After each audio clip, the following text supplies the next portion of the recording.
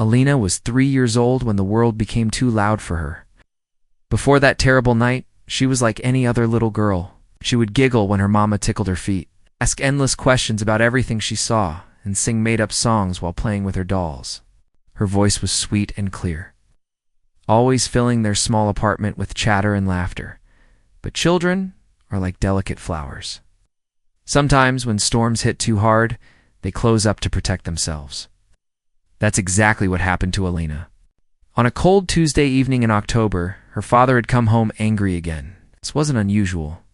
He often came back from work with a dark cloud hanging over his head, complaining about his boss, about money, about everything that went wrong in his day. But this time was different. When her mama tried to calm him down, he raised his hand and struck her across the face. Little Alina watched from behind the kitchen door, her small body frozen with fear. She saw her mama fall to the floor, saw the tears streaming down her face, heard the awful silence that followed. In that moment, something inside Alina's heart cracked like thin ice on a winter pond. The next morning, when her mama asked if she wanted pancakes for breakfast, Alina just stared. When the mailman waved hello, she didn't wave back. When her favorite cartoon came on television, she sat perfectly still. As if the sound couldn't reach her anymore, days turned into weeks, and Alina remained silent. Her parents took her to doctors, thinking maybe she was sick. The doctors checked her ears, her throat, everything they could think of. But there was nothing wrong with her body. The problem was deeper than that, buried somewhere in her heart where words used to live. Her father left 3 months later. One morning, Alina woke up and half of his clothes were gone from the closet. Her mama cried for days, but Alina felt nothing. The man who had brought fear into their home was gone, but the silence he had created in Alina stayed behind like an unwelcome guest who wouldn't leave her mama. Maria had to work twice as hard now to pay for everything. She took a job at a clothing factory, sewing buttons onto shirts for 10 hours a day. Her fingers would come home sore and pricked with needle marks, but she never complained. She would just look at Alina with tired, worried eyes and wonder where her little girl's voice had gone. Because Maria worked so much, Alina spent most of her time with Uncle Giuseppe. He owned a small music shop on the ground floor of their building. The shop was cramped and dusty, filled with old guitars, violins, and sheet music that turned yellow at the edges. But in the back corner stood something magical, an old piano that Uncle Giuseppe had bought years ago, and he still dreamed of being famous. Uncle Giuseppe was different from other adults, Alina knew. He had thick, gray hair that stuck up in all directions and wore sweaters with holes in the elbows. Most importantly, he never tried to make Alina talk. He seemed to understand that sometimes people need silence the way plants need shade. Giuseppe had once been a real pianist, the kind who wore fancy clothes and played in big concert halls. But life had played a cruel trick on him. His hands, which had once danced across piano keys like butterflies, now ached with arthritis. The disease made his fingers stiff and painful, stealing away his dreams, one note at a time. Alina would sit quietly in the music shop while Uncle Giuseppe worked. She would watch him repair broken instruments or help customers find the right violin strings. But what she loved most was when the shop was empty and Uncle Giuseppe would sit at the old piano. When he played, something magical happened. Despite his painful hands, beautiful music would flow from the piano like water from a spring. The melody seemed to tell stories without using any words at all. Alina would creep closer, drawn by the music like a moth to candlelight. She noticed that when Uncle Giuseppe played sad songs, tears would slip down her cheeks. When he played happy songs, something warm would flutter in her chest. It was as if the piano was speaking a language she had always known but never heard before. Other people noticed Alina's connection to music too. Mrs. Chen, who ran the flower shop next door, would sometimes see Alina through the window. The little girl would be standing perfectly still next to the piano, tears streaming down her face, but her expression wasn't sad. It was something deeper than sadness, something that looked almost like relief. That child hears something that rest of us don't, Mrs. Chen would tell her husband. Music speaks to her in a way that words never could. Uncle Giuseppe began to notice Alina's reactions too. Whenever he played, she would appear like a quiet shadow, standing just close enough to feel the music vibrate through the floorboards. Her dark eyes would become wide and focused, as if she were drinking in every single note. One afternoon, when Alina was 5 years old, Uncle Giuseppe was teaching a lesson to a teenage boy who wanted to learn guitar. The boy was struggling with a simple song, playing the same wrong notes over and over again. Alina sat in her usual corner, watching and listening. After the student left, Uncle Giuseppe noticed Alina standing next to the piano. Without saying anything, she reached up and pressed a single key, then another, then another. The notes she played were the correct ones the guitar student had been trying to find. Uncle Giuseppe's eyes widened. "How did you know that, little one?" Alina didn't answer, of course. What? But she looked up at him with eyes that seemed to hold secrets deeper than the ocean. From that day on, Uncle Giuseppe paid closer attention to Alina's relationship with music. He noticed that she could tell. When instruments were out of tune, just by the expression on her face, she could predict which songs would make customers happy or sad before they even finished listening. The music shop became Alina's refuge from a world that expected her to speak. While other children her age were learning to read and write in school, Alina was learning a different kind of language. She was learning to understand the conversations that instruments had with each other, the stories that melodies told, and the emotions that lived inside every note. Her mama worried constantly. She would ask Alina's teachers what to do, but they had never dealt with a child like this before. Some suggested therapy, others thought Alina would grow out of it. But as months turned into years, it became clear that Alina's silence wasn't temporary. It was part of who she had become. At night, when the music shop was closed and the building was quiet, Alina would sometimes sneak downstairs. She would sit at the piano bench, too small to reach the pedals, and just look at the keys. She wouldn't play. She was too afraid of making noise and waking people up. But she would imagine what it would feel like to let her fingers dance, cross those black and white keys. The piano seemed to call to her like it was waiting for something. Alina didn't know what that something was, but she could feel it growing, stronger every day. It was as if all the words she had never spoken were gathering inside her heart, waiting for the right moment to find their way out. Uncle Giuseppe would sometimes find her there in the mornings, curled up asleep on the piano, benched like a cat who had found the perfect sunny spot. He would gently carry her back upstairs to her mama, never mentioning these midnight visits, but he knew that something special was building inside his silent niece. He could see it in the way she looked at the piano, like she was seeing an old friend she hadn't talked to in years. He could feel it in the way the air seemed to change when she was near the instruments. Alina was 7 years old now. Her silence had become as much a part of her as her dark hair and quiet smile. She communicated with nods and shakes of her head, with drawings and gestures, but never with words.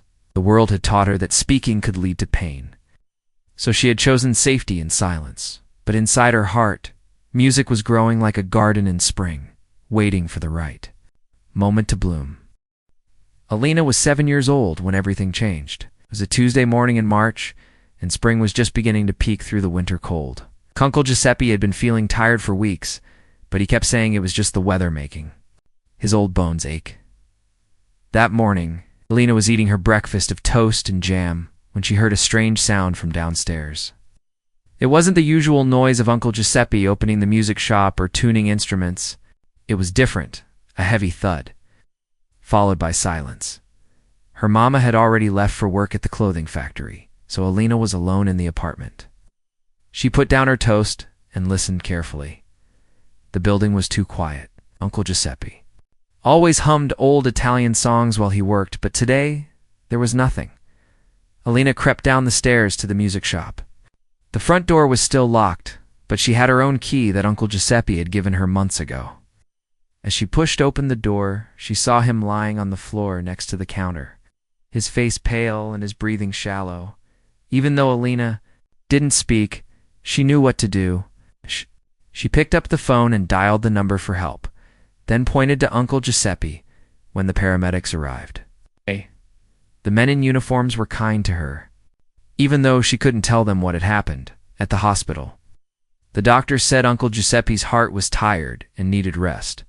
He would be fine, they promised, but he needed to stay there for a few days. Elena's mama came rushing from work, her face worried and her hands still smelling like the fabric softener from the factory. "You'll have to stay with Mrs. Chen next." "Dor," her mama said, stroking Elena's hair. "Just until Uncle Giuseppe feels better." But Elena shook her head. She pointed toward the music shop, and then to herself. She wanted to stay there, surrounded by the instruments that had become her friends. Her mama looked uncertain, but Mrs. Chen offered to check on Elena every few hours. For the first time in her life, Elena was completely alone in the music shop. The silence felt different now, not scary, but full of possibilities. She walked slowly between the rows of guitars and violins, running her fingers along their smooth surfaces. But it was the piano in the back corner that called to her most strongly. She had spent countless hours watching Uncle Giuseppe play, memorizing every movement of his fingers, every expression on his face when he touched the keys, knew which keys made high sounds and which ones made low sounds. She had learned to read his emotions in the way he pressed the keys, gentle for sad songs, firm for happy ones. Elena climbed onto the piano bench, her small legs dangling above the floor. The keys looked different from this angle, like a row of white and black teeth waiting to bite or smile. She had never actually touched them before, only watched and listened. Her right hand reached out slowly, trembling slightly. Her index finger pressed down on middle C, and the note rang out clear and pure in the empty shop. The sound seemed to travel through her finger, up her arm, straight into her heart. It was like touching magic. She pressed another key, then another. The notes didn't make a song yet, but they were talking to her in a language she had always understood but never spoken. Each key had its own voice, its own personality. Some were bright and cheerful, others were deep and mysterious. Elena's left hand joined her right, and suddenly she was playing, not the careful, measured way Uncle Giuseppe had taught his students, but something that came from deep inside her chest. The music poured out of her, like water breaking through a dam. She played melodies she had never heard before, songs that seemed to come from a place inside her where all her unspoken words had been hiding. Her fingers moved across the keys with a grace that seemed impossible for someone so young, someone who had never had a real lesson. The music that flowed from the piano was unlike anything the neighborhood had ever heard. It wasn't the cheerful songs that Uncle Giuseppe played for his students, or the classical pieces he performed when he thought no one was listening. This was something entirely different, raw, emotional, and heartbreakingly beautiful. Mrs. Chen was arranging flowers in her shop window when the music began. She froze, a yellow daisy still in her hand, and listened. The melody seemed to wrap around her heart and squeeze gently, bringing tears to her eyes without her understanding why.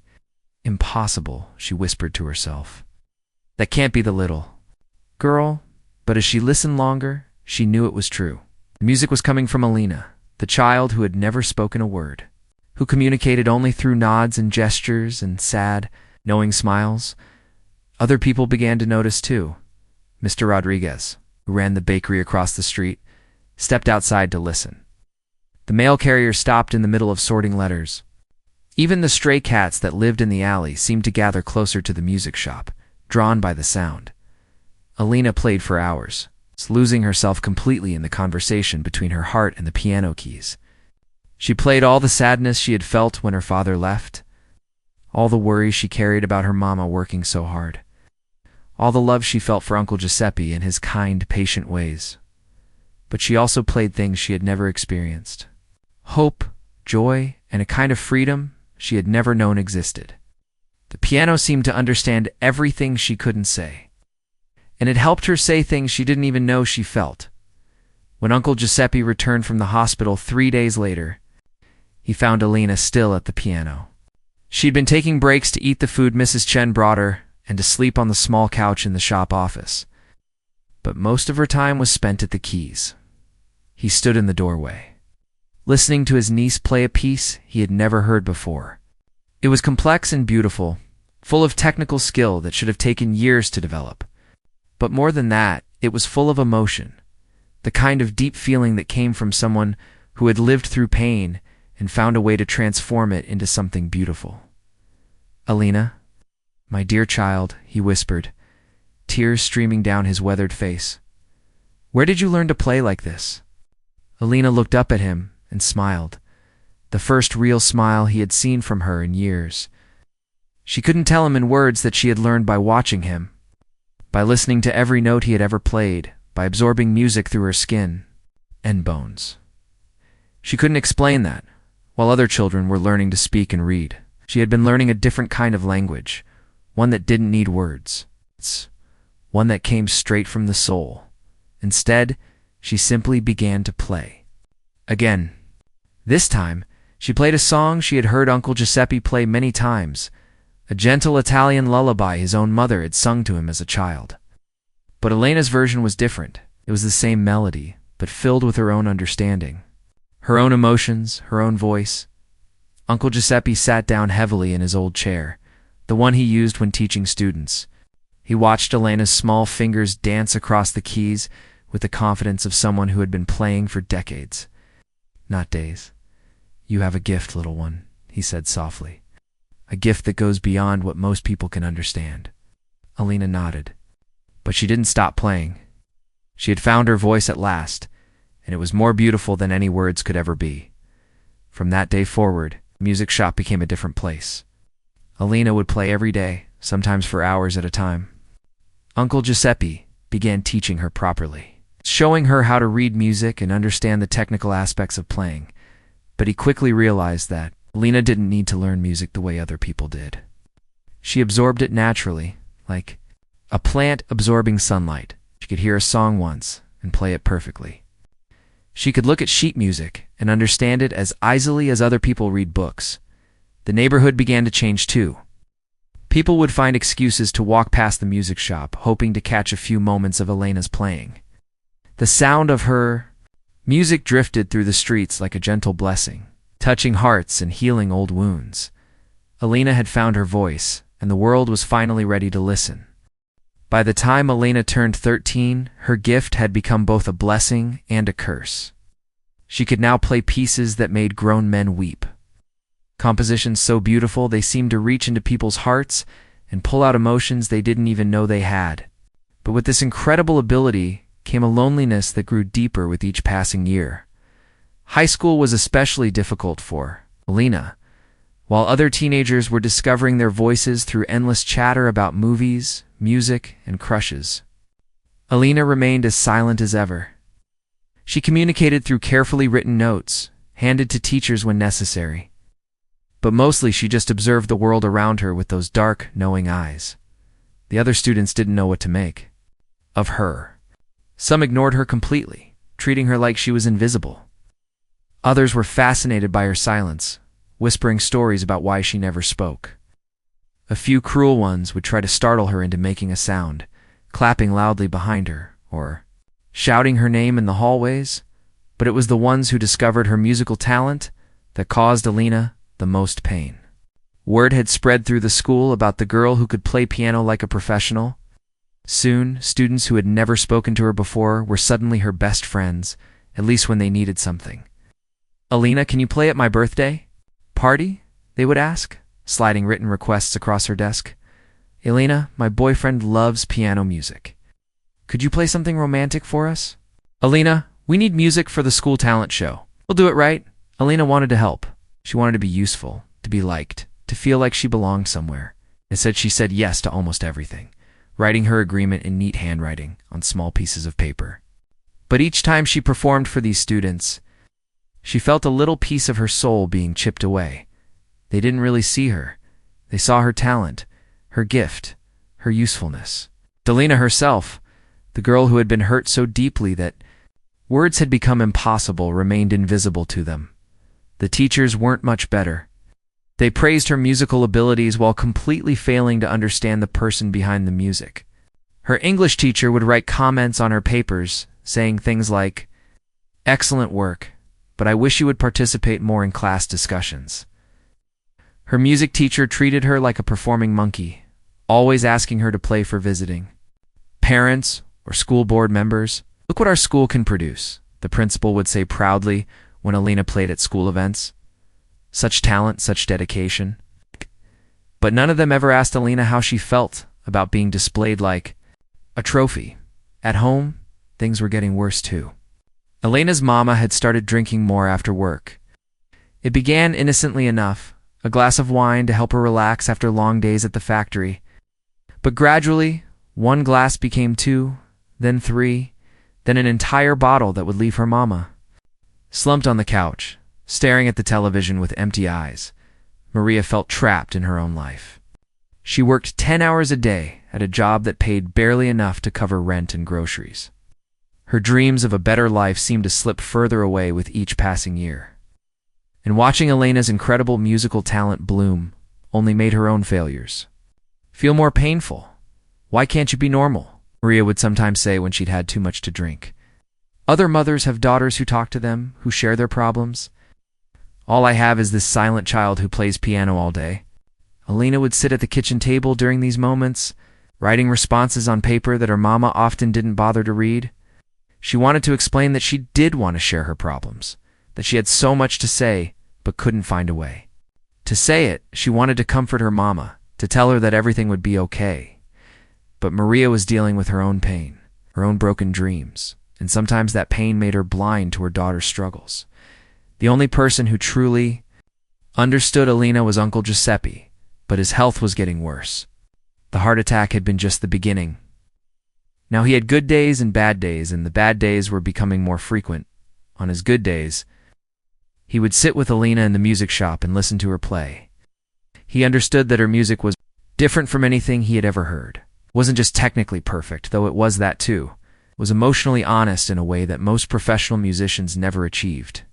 You play with your whole soul, little one, he would tell her. Most people spend their whole lives trying to find that kind of honesty in their music. Uncle Giuseppe had begun teaching Alina more advanced pieces, but he quickly realized that she didn't really need traditional teaching. She learned by feeling, by listening. By some mysterious connection to the music that went beyond normal understanding, Alina could listen to a piece of classical music once and not only play it perfectly, but improve upon it.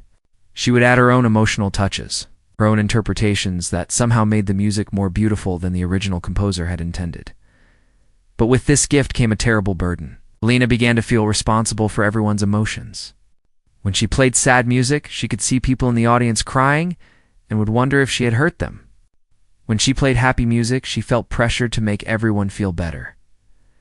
Late at night, the music shop was closed and the building was quiet. Alina would sit at the piano and play for herself. These were the only times when her music was truly free, when she could express everything she felt without worrying about how it affected others. She would play her frustration at being unable to speak, her sadness about her mama's drinking, her worry about Uncle Giuseppe's failing health. She would play her confusion about growing up, her fear of the future, her desperate desire to connect with other people in a meaningful way. These midnight concerts became Alina's therapy, the only way she could process the complicated emotions of being a teenager with an extraordinary gift and an ordinary need to be understood. Sometimes Mrs. Chen would hear the music drifting through the walls and would sit by her window, listening to the sound of Alina's heart breaking and healing. At the same time, she understood that the girl was pouring her soul into those keys, transforming pain into something beautiful. As Alina approached her 15th birthday, she began to realize that her gift was becoming a prison. People expected her to play whenever they wanted, however they wanted. They expected her music to be perfect, to make them feel better, to solve their problems, but Alina was still just a girl who had been hurt long ago and had never found her way back to words. She was still someone who needed comfort, understanding, and genuine friendship. Oh. The piano had given her a voice, but it had also made her feel more alone than ever. Uncle Giuseppe noticed the change in Alina's playing. There was a new sadness in her music, a kind of desperate longing that hadn't been there before. He worried that the gift that had saved her was now becoming a burden too heavy for her young shoulders to carry. Music should set you free, not trap you, he told her one evening as they sat together in the shop. Don't let other people turn your gift into their expectation. Alina nodded, but she didn't know how to change things. She had spent so many years being silent that she didn't know how to set boundaries, how to say no, how to protect herself from people who wanted to use her talent. The music that had once been her salvation was becoming her cage, and Alina didn't know how to find the key to set herself free. Alina was 19 when her world collapsed completely. It started on a cold February morning when she found Uncle Giuseppe sitting in his favorite chair, looking peaceful but still. Too still. The man who had been her anchor, her teacher, and her only true friend was gone. The funeral was small, but filled with people whose lives Uncle Giuseppe had touched. Former students came to pay their respects. Neighbors shared stories of his kindness, and musicians from around the city spoke about his talent and generosity. Alina sat in the front row, dry-eyed but hollow, listening to people talk about the man who had saved her life without ever expecting anything in return. When the lawyer read Uncle Giuseppe's will, Alina discovered that he had left her the music shop. Everything, the building, the instruments, the old piano that had become her voice, was now hers. Along with it came a mountain of responsibilities she wasn't sure she could handle. The neighborhood around the music shop was changing rapidly. Big companies were buying up old buildings and turning them into expensive apartments and fancy coffee shops. Property taxes were rising. Small businesses like Uncle Giuseppe's were struggling to survive. Alina received her first offer to sell the building, just 3 days after the funeral. A man in an expensive suit knocked on the door, expressing his condolences before quickly moving on to business. The amount he offered was more money than Alina had ever imagined, enough to pay for college, enough to start over somewhere new, enough to pursue her musical dreams in ways Uncle Giuseppe never could. But selling would mean losing the only place where her music had ever made sense. The shop wasn't just a business to Alina. It was the sanctuary where she had discovered her voice, where every corner held memories of Uncle Giuseppe's patient teaching and gentle encouragement. Alina's mama had her own opinions about the situation. Maria had been struggling more than ever since Uncle Giuseppe's death. Without his steady presence and occasional financial help, she was barely keeping her head above water. The drinking had gotten worse, and some nights she wouldn't come home at all. "Take the money," Maria told Alina one evening, her words slurred from wine. "Sell this old place and get us out of here. You could go to one of those fancy music schools, become somebody important." Alina wrote her response on a piece of paper. "This place is important to me." "Important?"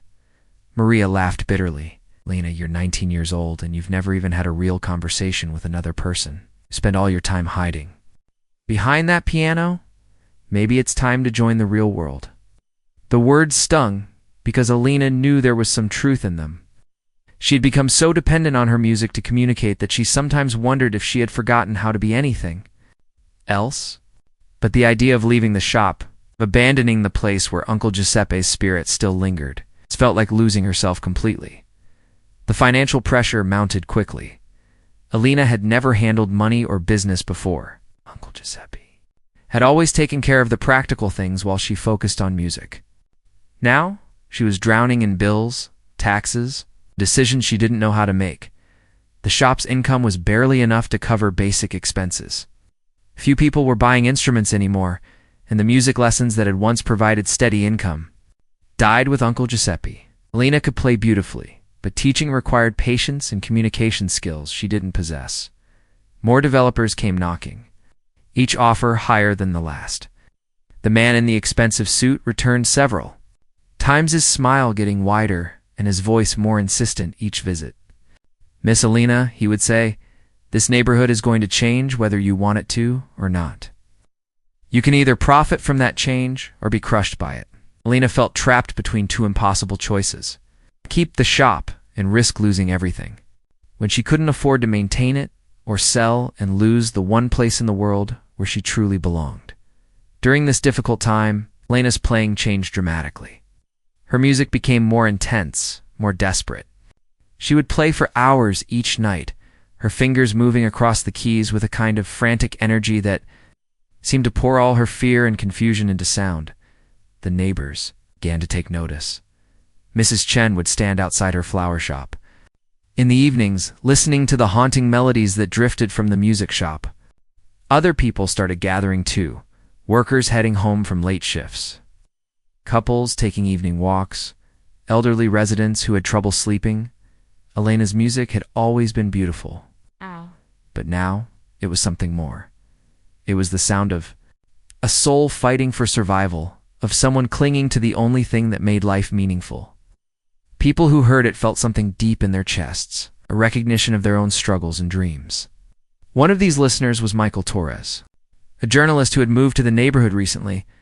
He was writing a series of articles about how gentrification was affecting local communities, and he had become fascinated by the mysterious music that seemed to soundtrack the neighborhood's transformation. Michael began investigating the source of the music. He discovered that it came from the old music shop, and that the player was a young woman who had never spoken a word in public. The more he learned about Elena's story, the more captivated he became. He started arriving earlier, each evening, notebook in hand, trying to understand how someone so young could create music that felt ancient and wise. He interviewed neighbors, former customers of the shop, and anyone who had known Uncle Giuseppe.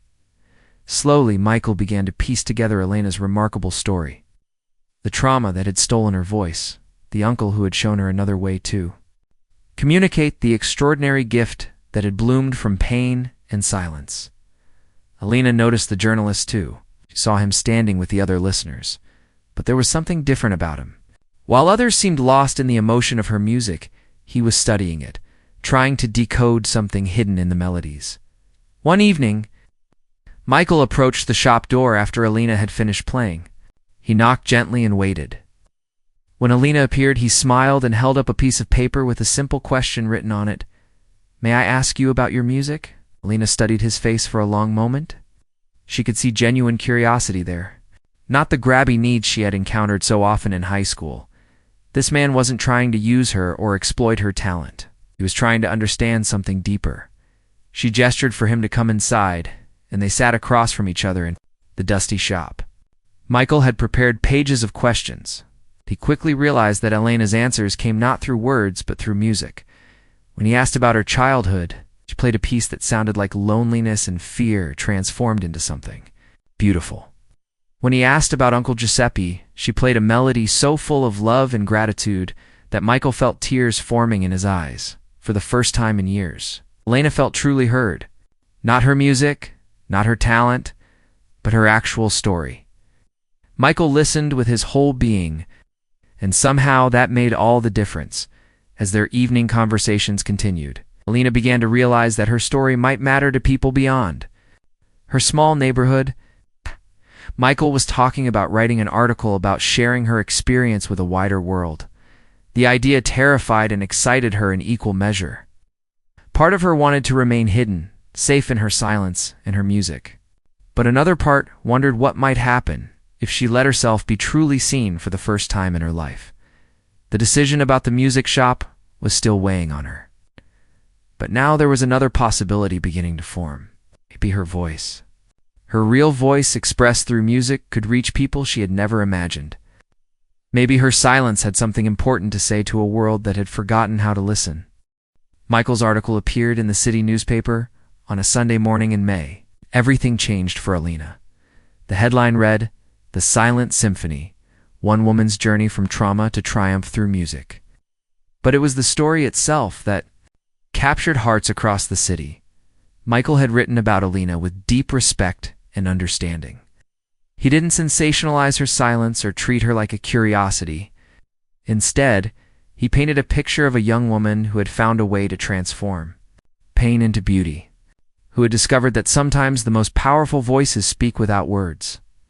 The article described Elena's childhood trauma, Uncle Giuseppe's gentle guidance, and the extraordinary music that now filled the old shop each evening. But most importantly, it captured something essential about what Elena's story meant, that healing comes in many forms, and that sometimes our greatest gifts emerge from our deepest wounds. Within hours of the newspaper hitting stands, Elena's phone started ringing.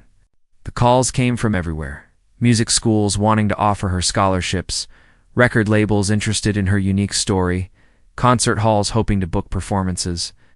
News stations wanted interviews, documentary filmmakers pitched their ideas, and booking agents promised to make her famous. Elena sat in the music shop, staring at the ringing phone with a mixture of wonder and terror. This was what she had always thought she wanted: recognition for her music, validation for her gift. But now that it was happening, she felt overwhelmed by the noise and chaos of it all. Michael continued visiting the shop, helping Elena navigate.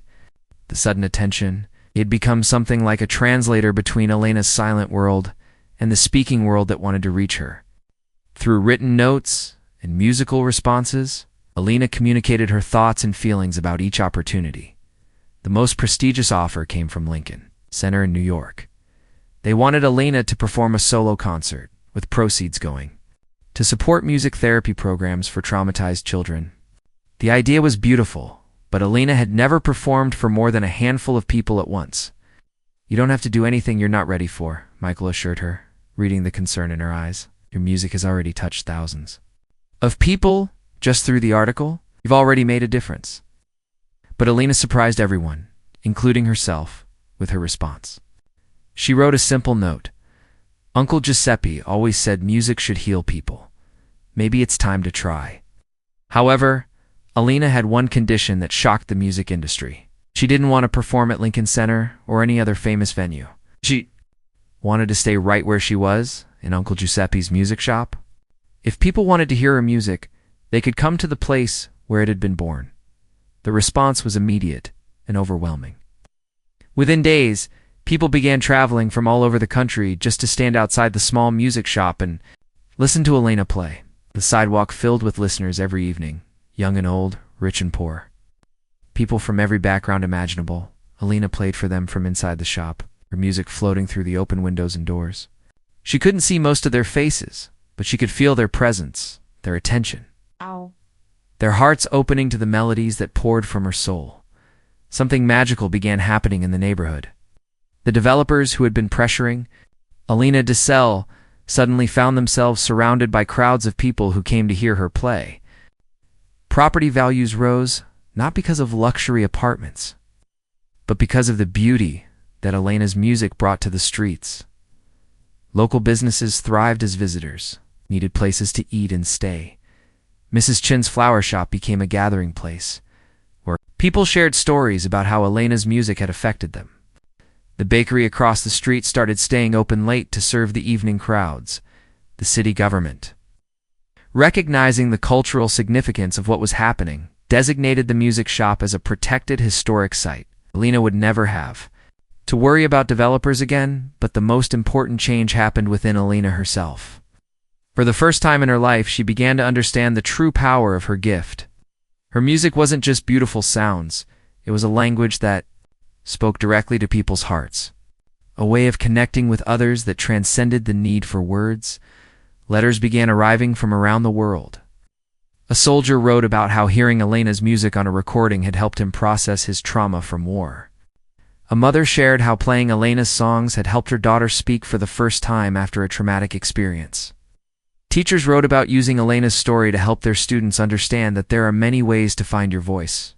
Elena read every letter, often with tears in her eyes. She had spent so many years feeling alone and misunderstood, but now she realized that her silence had given voice to millions of others who felt voiceless. Record labels still called, offering huge contracts and promising worldwide fame. But Elena's response was always the same. She would point to the music shop, to the crowds of people who gathered each evening, to the community that had grown around her music. This was enough. This was everything. Elena did make some concessions to the modern world. She allowed her evening concerts to be recorded and shared online, so that people who couldn't travel to hear her could still experience her music. She partnered with music therapy organizations, donating a portion of the money from album sales to help other traumatized children find their voices.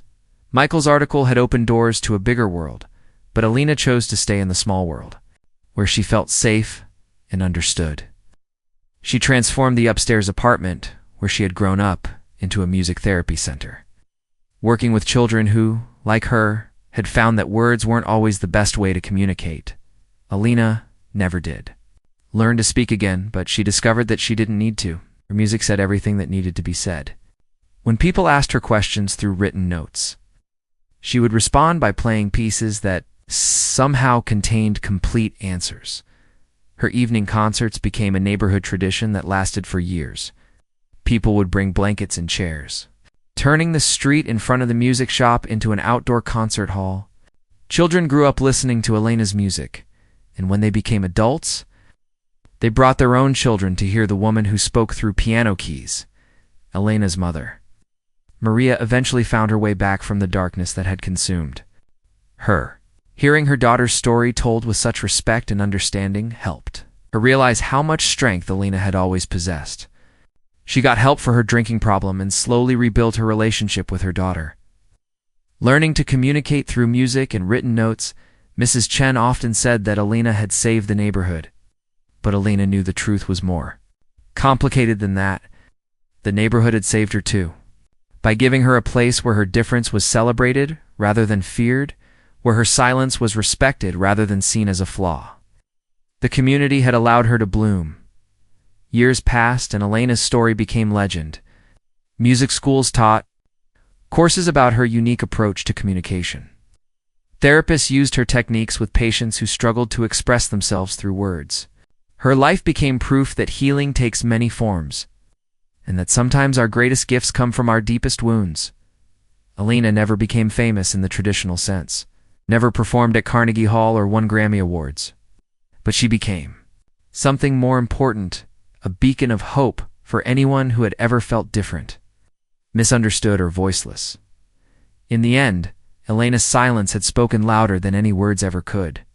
Her music became a universal language that reminded people of their shared humanity, their common struggles, and their infinite capacity for healing and connection. The girl who had stopped speaking at age 3 had found a way to say everything that mattered most.